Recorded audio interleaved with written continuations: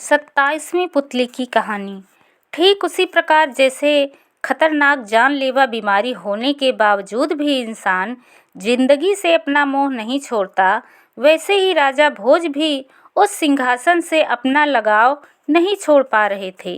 वे जानते थे कि राजा विक्रमादित्य के समान उनमें गुण नहीं हैं, मगर मोह तो फिर मोह ही होता है। पुतली बोली, क्या सोच रहे हो राजन? यही ना कि विक्रमादित्य की हर कथा सुनने के पश्चात तुम इस सिंहासन पर बैठने की लालसा छोड़कर अपने महल में चले जाते हो। ऐसे ही एक कथा सिंहासन की पुतली वैदेही तुम्हें सुनाएगी। ध्यान से सुनो और उस पर विचार करो। इतना कहकर उसने कथा सुनानी आरंभ की। एक रात राजा विक्रमादित्य ने एक विचित्र सपना देखा। सपने में उन्होंने देखा कि वे एक बहुत भव्य महल में ठहर रहे हैं। सारा महल ठोस सोने का बना हुआ है, जिसकी दीवारों पर तरह तरह के मणि, माणिक्य और बेशकीमती रत्न जड़े हैं। उस भव्य महल में से एक प्रकाश पुंज निकलकर चारों दिशाओं को अवलोकित कर रहा है। महल के चारों ओर मनोरमा उद्यान फैले हुए हैं, जिनके रंग बिरंगे फूलों पर विविध रंगों की तितलियां उड़ती नजर आ रही हैं। महल के एक वृक्ष से संगीत लहरियां निकलकर कानों में अमृत रस घोलती प्रतीत हो रही है। सपने में उस महल में टहलते हुए राजा एक दिशा में बढ़ते हैं तो उन्हें एक योगी की समाधि लगाए बैठा हुआ दिखाई देता है। उस योगी के चेहरे से अलौकिक तेज निकल रहा था। राजा विक्रमादित्य ने विचार किया कि उस योगी की शक्लों सूरत बहुत कुछ उनसे मिलती जुलती है। फिर उनका सपना टूट गया।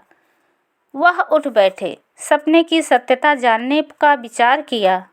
उनका मन सपने में देखे रत्न जड़ित महल को देखने के लिए करने लगा। उन्होंने पंडितों ज्योतिषों को बुलाकर अपना सपना सुनाया और फिर पूछा, ऐसा महल कहाँ है?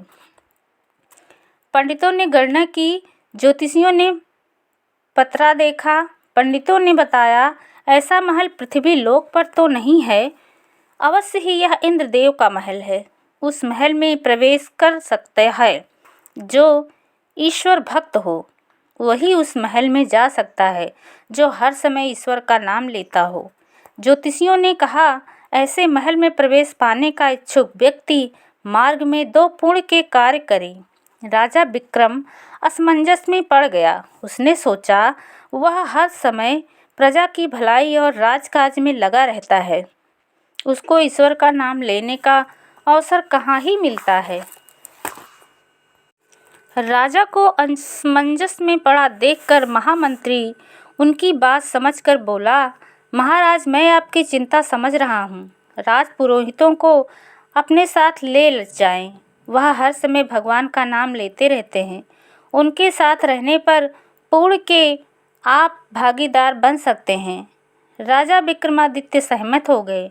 राजपुरोहित को साथ लेकर वे निकल पड़े। वे बराबर यात्रा करते रहे जब तक वह महल दिखाई ना पड़ा। तब तक उन्हें यात्रा करनी थी। यात्रा के साथ साथ उन्हें रास्ते में 2 पुण्य कार्य भी करने थे। इस वक्त विक्रम राजा के रूप में नहीं, एक साधारण यात्री के रूप में थे। वे एक घर में ठहर गए। रात को पड़ोस के मकान में रोने की आवाज़ आई। वे चौंक कर उठ बैठे।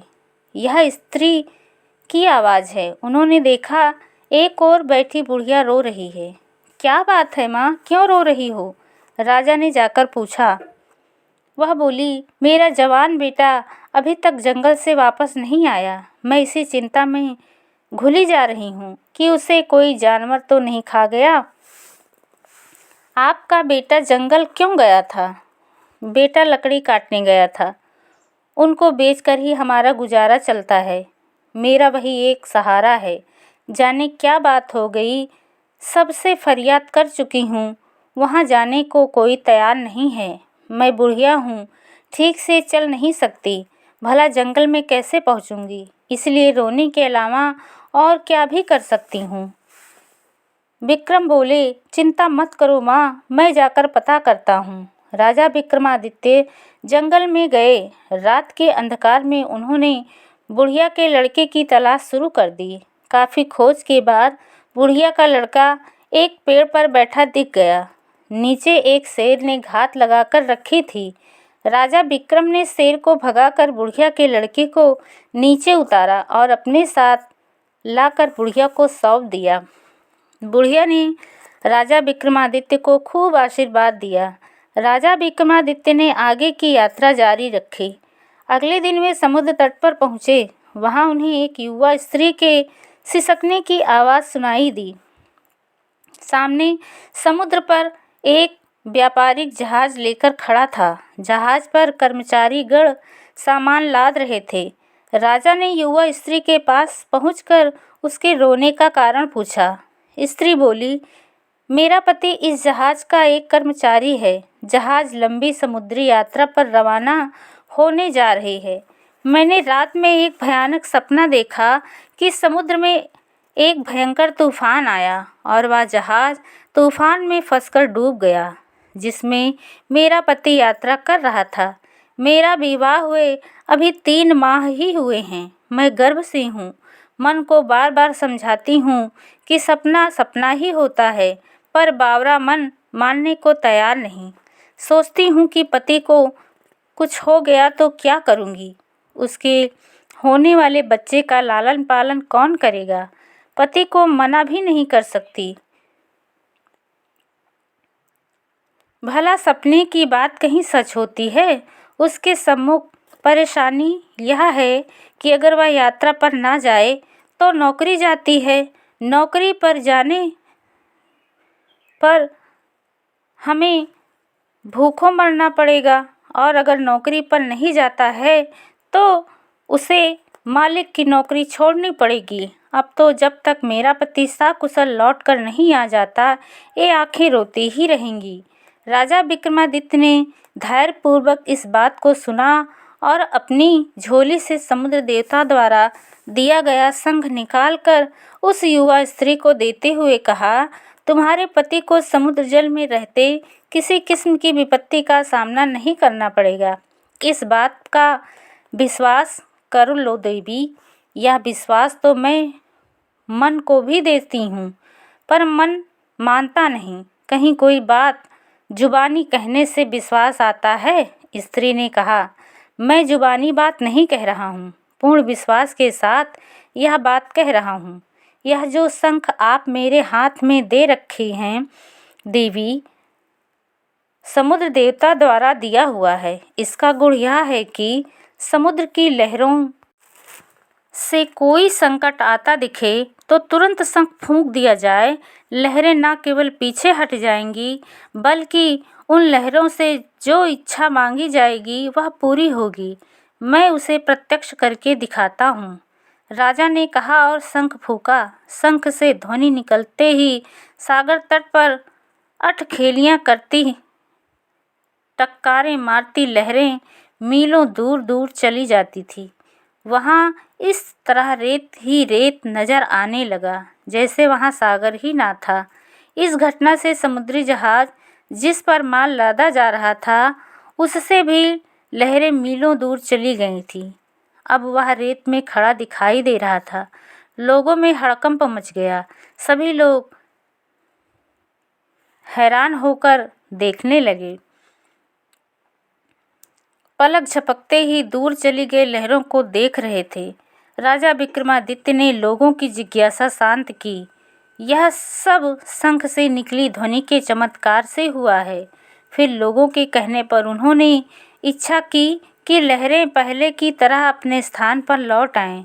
शंख के दोबारा बजते ही लहरें लौट आईं। अब जहाजी पानी में तैरने लगा। लोगों की आंखें आश्चर्य से फैलती चली गईं।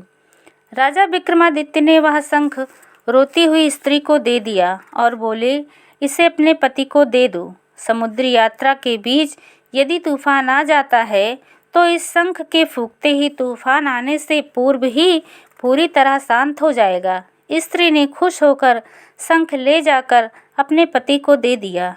वह राजा विक्रमादित्य के प्रति कृतज्ञता प्रकट करने लगी। राजा विक्रमादित्य कुछ आगे बढ़े ही थे कि भयानक वेग से बादल उमड़ आए, बिजली चमकने लगी और उसी बिजली के चमक के बीच राजा विक्रमादित्य ने देखा कि आकाश से एक श्वेत रंग का हर्षपुष्ट सुंदर घोड़ा उतरा चला आ रहा है।